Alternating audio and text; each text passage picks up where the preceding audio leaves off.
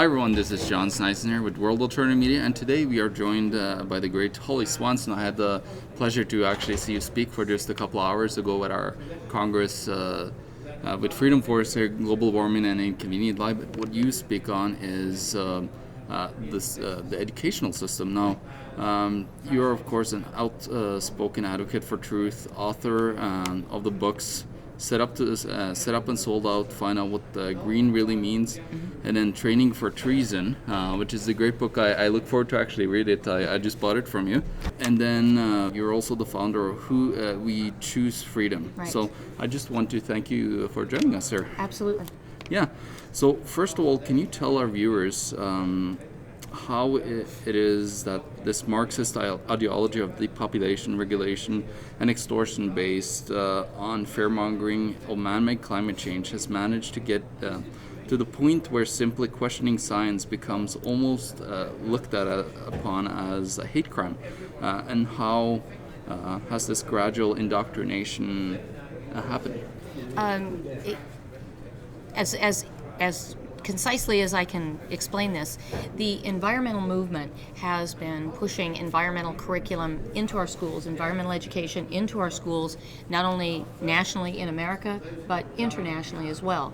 And because it has been presented as a environmental curriculum, it has not been scrutinized for political content.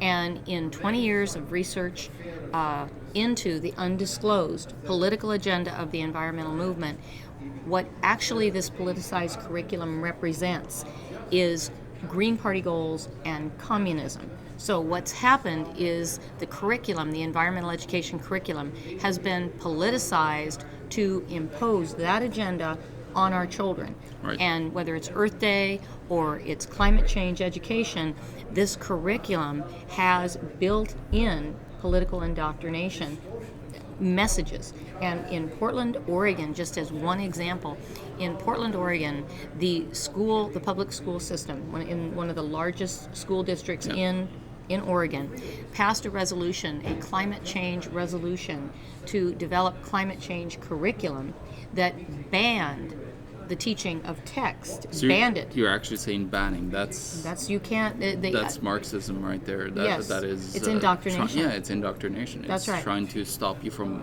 seeing the other side of things. Any inquiry, they banned any teaching of any text material that questioned the validity of man-made global warming. So you're exactly right. A one-sided curriculum, which they intend to impose from preschool through high school, to basically silence parents, teachers, students from inquiry. And as you know, as you just mentioned correctly, science is based on facts and inquiry. And that school district made a decision to dictate public policy from the school board to eliminate inquiry. That is indoctrination. And when you look at the specifics of that program, it's political indoctrination. That is unbelievable. So, talking about that, because we're kind of moving in this direction, what do you think about the ultimate end game of the globalists implementing things like the Agenda 21, which is an Agenda 2030? As that ties in, I think let me answer it this way. As that ties in, a good way to understand where that's going is, again, look at what is being taught to our children. When you look specifically, and the Portland resolution, climate change resolution, is a good place to start. In addition to banning text on teaching, anything alternate to man-made global warming, it also included teaching students to understand we need to redefine our economy, understand we need to end the fossil fuel era, as well as all students, that's all students, must see themselves as social justice or environmental justice activists. And what that means is when you look at the Education for Sustainability definition of social justice, it is to achieve the equality of distribution of wealth and goods equally among society. That's communism. Yeah, exactly. So when you look at where this is going, it's important to understand there is a political agenda attached to it. And whether it's, Agenda 21 or 2030, you still have those components because it's environmentally based. The environmental movement is a political movement. We need to understand that. So, what are your thoughts on the carbon taxes that they're pushing and that it's been implemented around the world, including now in Canada, where I'm from, the new federal carbon tax proposal, which seems to be negatively affected, especially the small businesses and those that are poor more than anything. Well, I think the whole carbon tax initiative is to condition people that global warming is real, that everybody has to do, their part to combat climate change. And from what I have heard from the scientists today, my goodness, the case that global warming is not only not happening on the scale that has been presented, but many of the components of CO2 and the claims that have been made, CO2 is actually not harmful. So what we need to understand is that the carbon tax, it's just, again, a conditioning the public to submit to a dictatorial regime. And I actually seen this firsthand. I'm actually from Norway. I lived and grew up in Norway, and we actually were the first country when they implemented the climate agreement in Agenda 21. Norway was the first country in the world, together with 2 other Scandinavian countries, to implement a carbon tax. Oh, okay. And of course, we've seen on the news that the carbon tax is going to stop the extreme weather patterns, and they're going to stop whatever. How? It's insanity looking at it. So like coming from Norway, I've seen this scam, and I actually seen the Green Party got into some substantial power just in our recent national election. I saw them also almost getting into power in Oslo, which is the capital of Norway.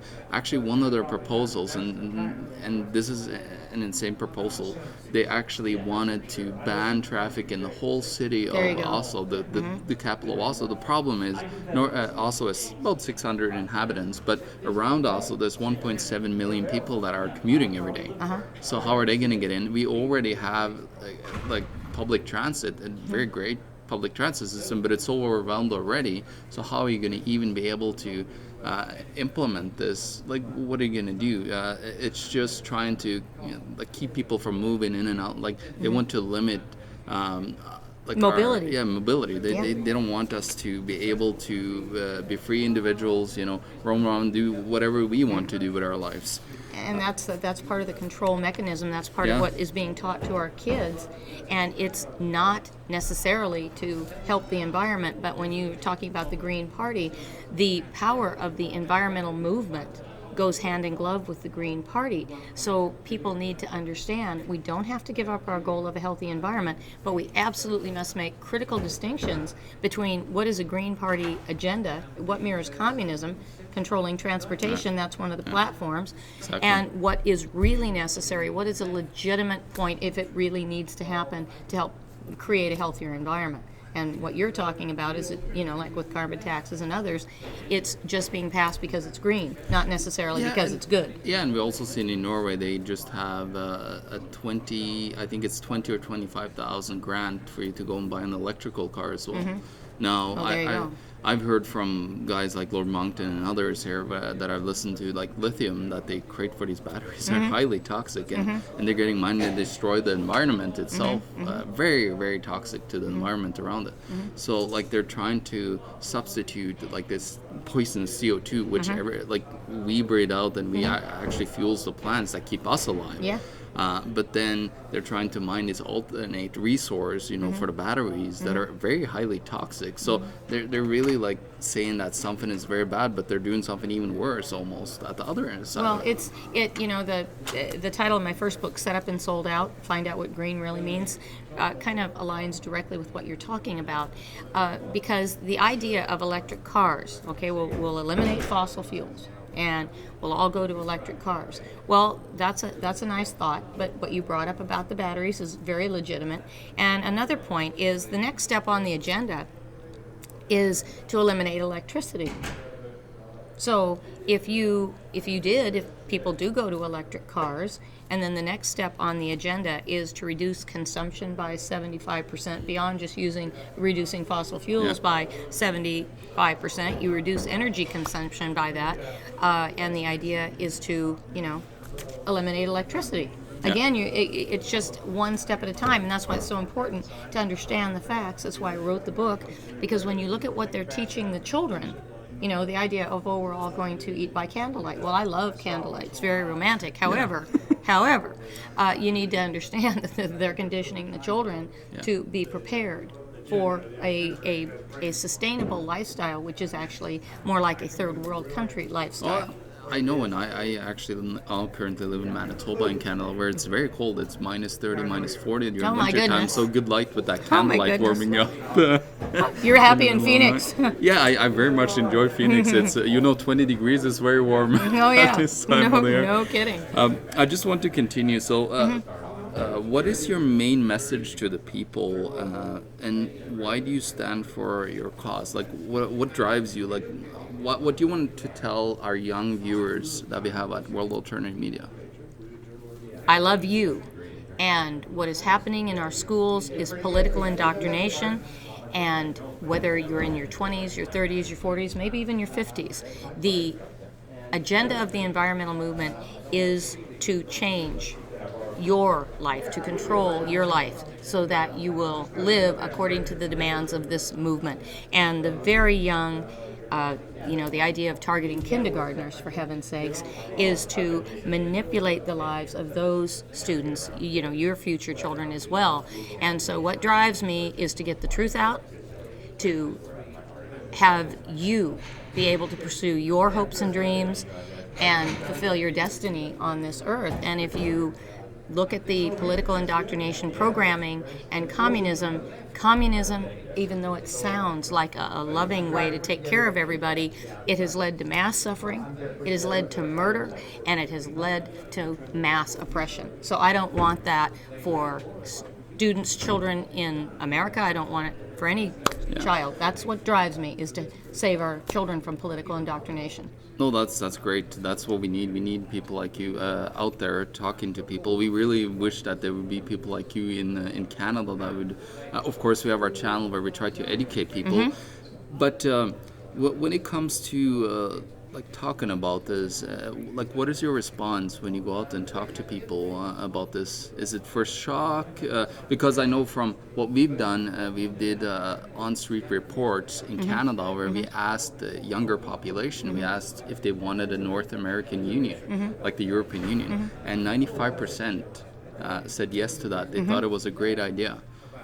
Because they don't understand right now, what many of our young people, be it in Canada or in the United States, the Portland Resolution is just a blatant example of one-sided education. Unfortunately, this has been going on in the classroom for some time, whether it's at the university level or at the elementary, middle, or high school level. So the conditioning that we need a world government in order to save the planet, that's part of this. So if you're automatically answering that, take 2 steps back, read Training for Treason, see what the agenda here is, and then maybe you can understand you are being used, because that's the problem.